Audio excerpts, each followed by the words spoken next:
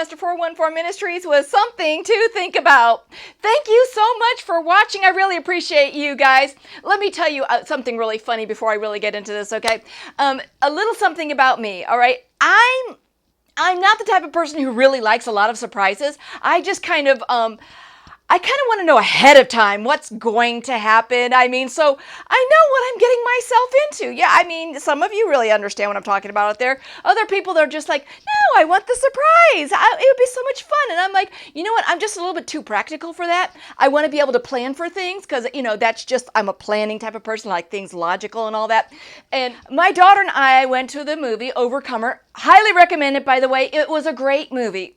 I knew a little bit about what was going on because I saw the trailers and stuff, but I really kind of wanted to know what the outcome might be. So I read a few of the reviews, and then I read this one that had, spoiler alert on it. Most people are like, oh no, I don't want to see what's going to go. I want to be surprised. Well, me, no, I'm like, oh, okay, yeah, let me know what's going to happen. What do I have to look forward to? I mean, is it going to be really one that I don't really want to see, or is it going to be having that great ending, that you're just like, yes, I want to go see this movie because I know it's going to turn out great. Well, I say all that to say this. Wouldn't we love that in our life sometimes, where God gives us, hey, spoiler alert, I'm going to tell you what's going to happen down here, and it's going to be great. And you're like, yes, that's exactly what I want. But it doesn't happen, does it? Just wait. You got to listen to this. We're going to be in Joshua chapter 2. We're going to start in verse 9, and we're going to go through like verse 11. Okay, listen to this. This is Rahab the harlot, and she is talking to two spies who have come from the other side of the Jordan into Jericho. Okay, now listen what she has to say to the spies before Israel crosses over the Jordan River. She says this, I know the Lord has given you this land, she told them. We are all afraid of you. Everyone in the land is living in terror. Verse 10. For we have heard how the Lord made a dry path for you through the Red Sea when you left Egypt. And we know what you did to Sihon and Og, the two Amorite kings east of the Jordan River, whose people you completely destroyed. No wonder our hearts have melted in fear.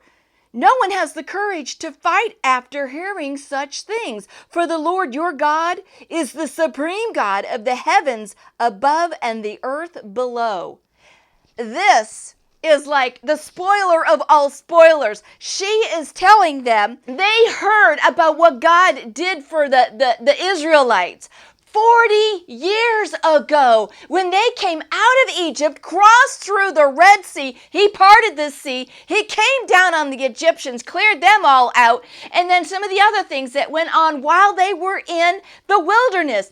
These people have heard about it. They haven't forgotten it. Now, the Israelites, they remembered it, but they didn't think that all of these people had heard about this.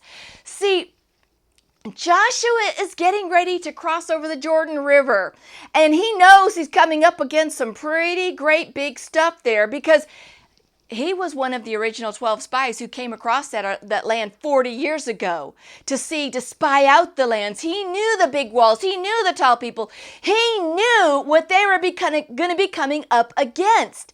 What he didn't know was this spoiler alert right here. How much they feared the Israelites. They heard about all these great, big, mighty things that God did for them. So can you imagine the morale booster within that camp when those two spies went back and told them, hey, guess what? Oh, these people are terrified of us. Man, God really has given that into our hands. I mean, you could probably hear the shouts going through that camp before they even got across the Jordan. They were probably all just shouting, yeah, we got this. And you know what? Sometimes in our lives, God does this for us too. I have to tell you this story about my husband. It comes to mind. And I remember him telling me this story. And this happened, oh gosh, a few months or so before we even met, before we even knew each other, okay?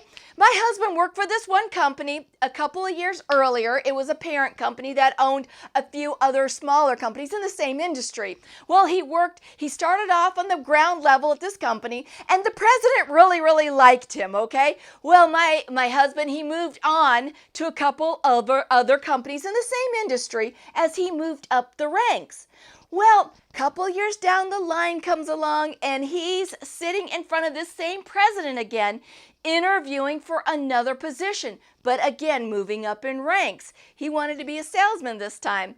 Well, the president is sitting there with them, and he's having a good time with them, and he goes, "Now, Matt, I'll tell you what.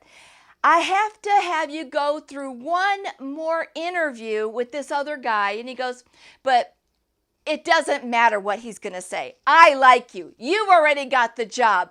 You just have to go through the technicalities of interviewing with this guy, and I'll hire you on. Not a problem." So do you know what that did for my husband? He just knew he just had to watch his P's and Q's, and he just had to get through that interview. Give this guy a little bit of respect. Not a problem. He's in the door.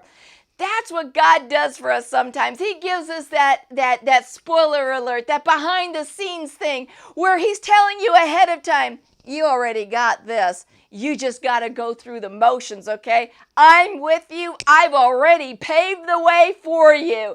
And you know what? Sometimes we just need that boost in our morale to help us to know, golly, God's already paved the way for me in this one. So, guys, be encouraged when God asks you to do something sometimes that you're just kind of like, well, I don't know how it's going to turn out. You know what? When you really need it, when it glorifies Him, when it can bring you through, He'll give you those encouragements that you need sometimes to help you to push on through. I hope this encouraged you. This has been Tracy from Esther 414 Ministries with something to think about.